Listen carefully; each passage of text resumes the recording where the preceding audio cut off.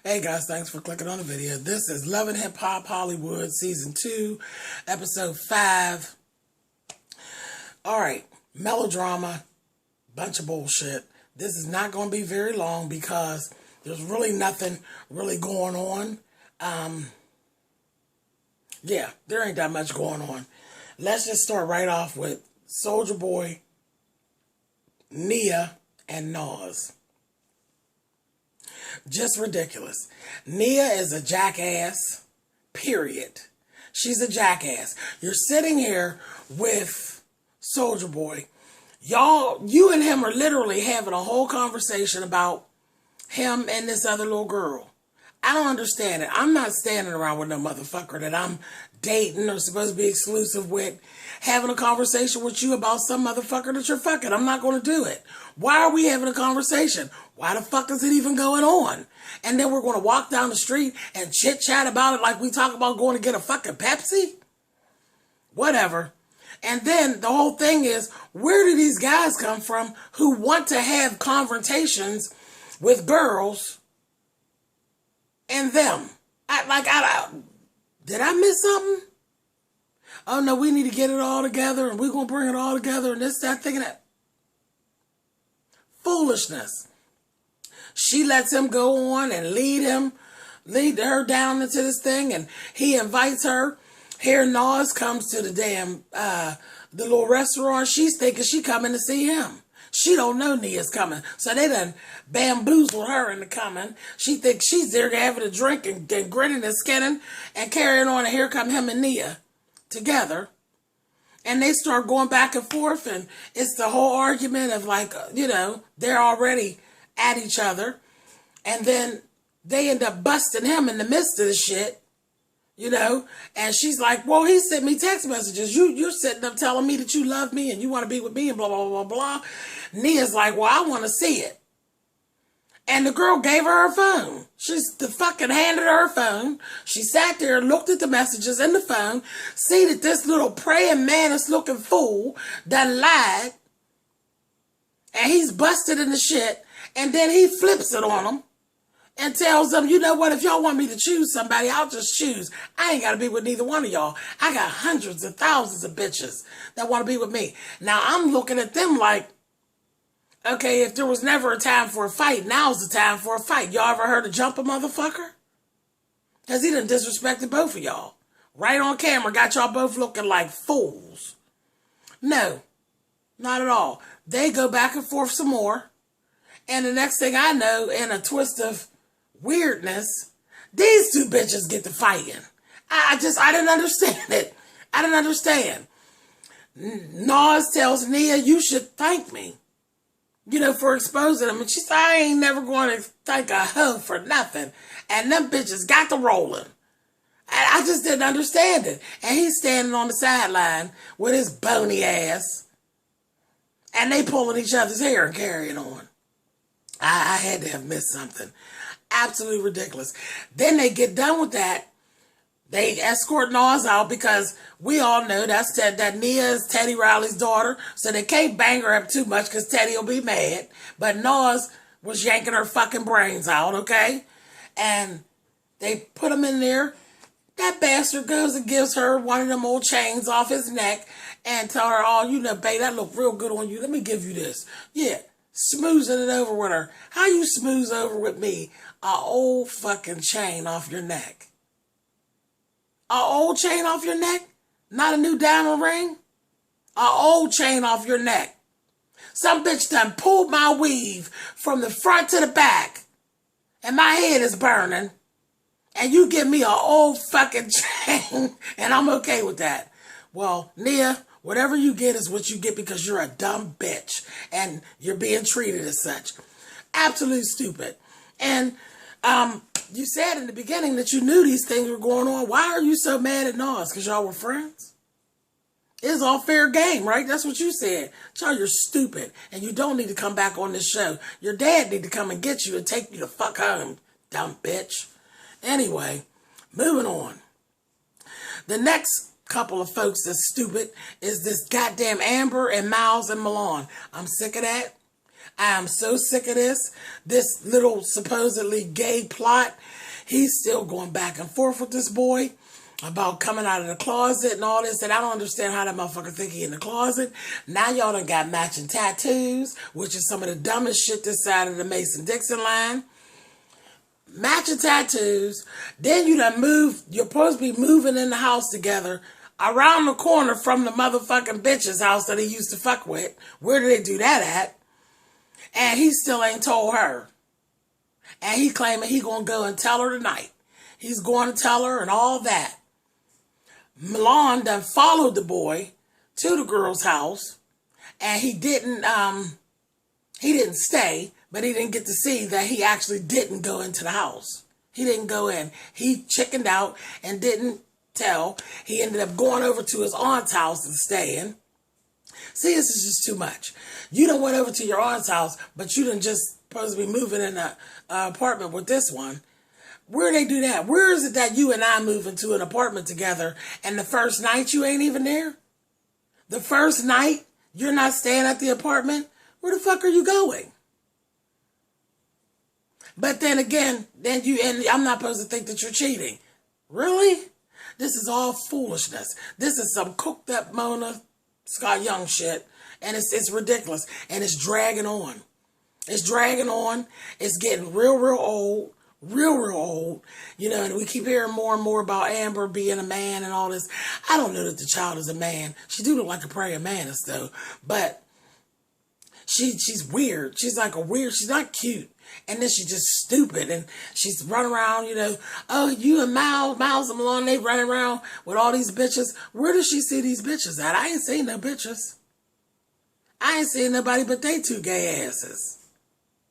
So what in the hell she talking about? But anyway, she ain't even supposedly ain't got a clue that these two, child, ain't nobody crazy. And then you look at Malone, really? Do he look straight to you? Do he look straight to you, honey? With his pooched up lips, honey, and always licking his lips and carrying on? And his tight jeans? That looks straight to you? I'd already been questioning my boyfriend about hanging with him anyway. And then hanging with him a whole lot. Really?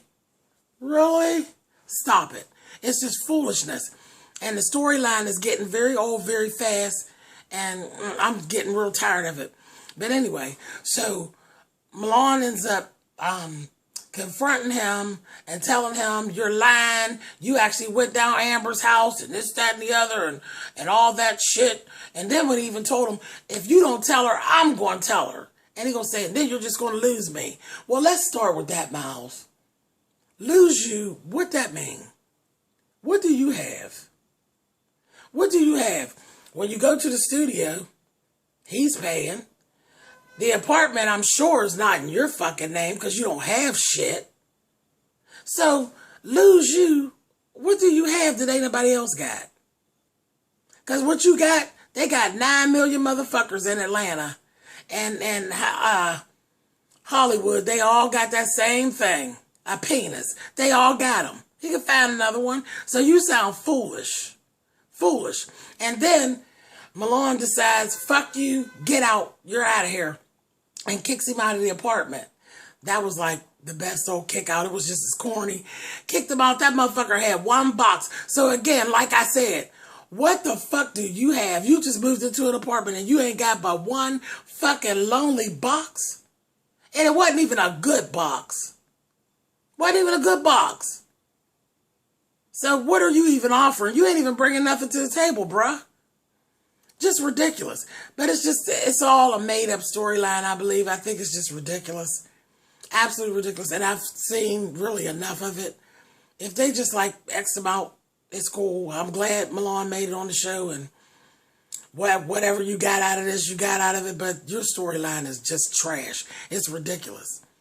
Absolutely ridiculous. Anyway, moving on. We got Ray J and that goddamn Princess Love. They going back and forth still with the Tierra thing. She finally bust that wide open. They're on the video set and all that. Ray J gets exposed. He been talking to Tierra. Princess knows it now because the secrets are all out about the fact that they've been talking back and forth, she finally tells him he's a bitch ass nigga and that she's going to leave him. And she threw water on him. You know, she loves to throw water on him. She threw water on him. But I'm laughing at him and saying, Ray J, seriously, baby, are you playing the victim here? Because he literally is sitting around playing the victim like, you know, Tiara and Princess, they playing game.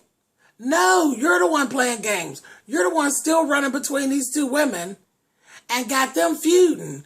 But now you're playing like you're the victim, Ray J. Stop it. Stop it. It's ridiculous. It's absolutely ridiculous. But you know what? He can't do anything to them that they don't let him do. So them two dumb bitches deserve what they getting too. Last thing I'm going to actually even go, well, no, there's two more that I'm going to go into. Shonda and Willie. Willie from Day 26. I don't know where we're going with their storyline.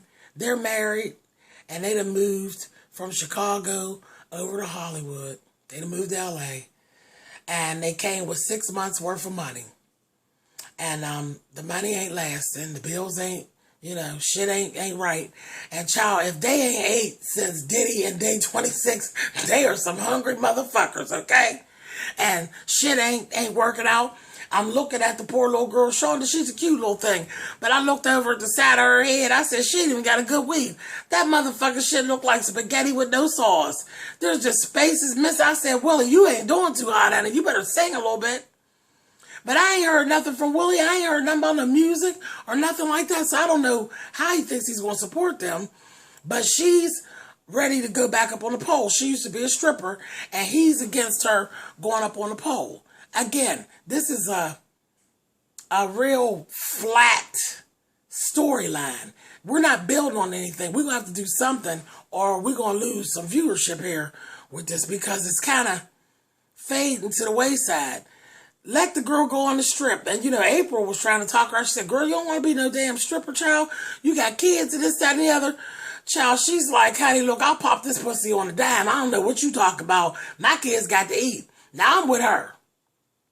I'm with her, because I ain't heard Willie singing a motherfucking thing. And if she could get up and stand on the pole and make some money, that bitch better keep her goddamn cable on and quit playing. Because like I said, if they ain't ate ever since Diddy stopped fucking with Willie in Day 26, they about good and fucking hungry. So I don't know where that's actually going to go, but that's basically the whole basis of what they got going on. The next thing was, which was really messy, is Rich Dollars and that fucking crazy ass Moniece and her crazy self. Her mother done got in the mix. Her mother's fussing at her about what she want to do with herself, because you know Moniece is all over the place. She's concerned with everything except for raising her motherfucking baby. That's the only thing that you don't never hear this bitch talk about, is the goddamn baby. Everything else, she's selling dicks, she's screwing Rich Dollars, she's doing everything but trying to raise this baby. So I understand her mother's concern. But, honey, come on. Moniece is grown. She's grown. And she literally wanted to meet Rich Dollars and all of this kind of carrying on. So Richie is like almost 40. I think Richie's like 30. He's late 30s. Moniece's mother is late 40s. Moniece is damn near 30. I already told y'all it's the creepy old man syndrome. It looks weird. I can't stand it. Like, whenever Rich is saying something to Moniece and she says, you're banging me. Like, that just doesn't even sound nice for no 30-year-old girl to be saying that some old motherfucker's banging her. Like, that's just what he's doing, banging you. That's just ugly. But anyway, so her mother wants to get all into it. She wants to meet him and all this. Since when do a 30-year-old bitch got to take her mother to meet the boyfriend? When you're 30, but you go on a date who you going to date. And if your mother like him, fine. If your mother don't like him, that's fine too. But you don't go, I'm not taking my mother to meet. No, I'm 43 years old. What I look like having to get my mother's approval for some motherfucker that I want to date? Like, are you kidding? Are you kidding?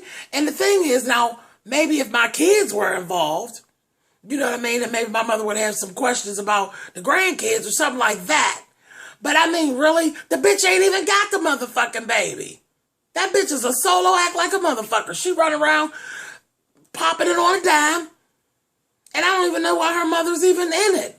But anyway, I thought her mother was absolutely out of order.